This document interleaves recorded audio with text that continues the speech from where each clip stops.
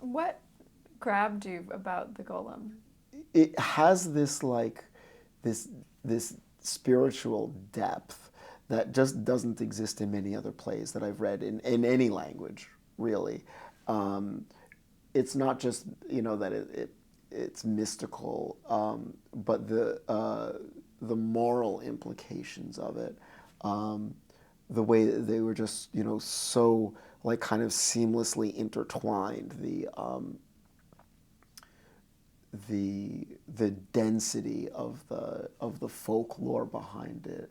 Um, any other golem story, the idea of a golem wasn't new to me, but what I knew about it was what everybody knows. It's Frankenstein's monster. It's just the lifeless, you know, you know, robot or whatever. But here you've got issues of uh, not only the fundamental issues of violence and the results of violence, but really at the heart of the story, it's about a father who doesn't want to take responsibility for being a father. Um, the Maharal, the wonder-working rabbi, creates this thing that he thinks is only a servant of the community, but the golem doesn't see itself that way. It sees itself as a child who needs its father, and the father withholds attention.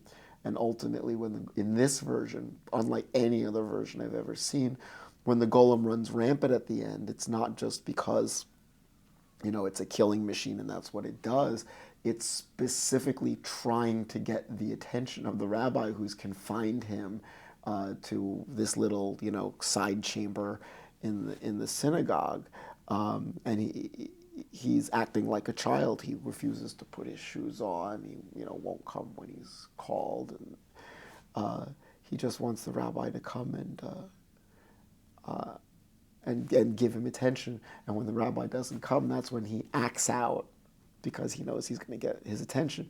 And that's just something that I hadn't seen dramatized before.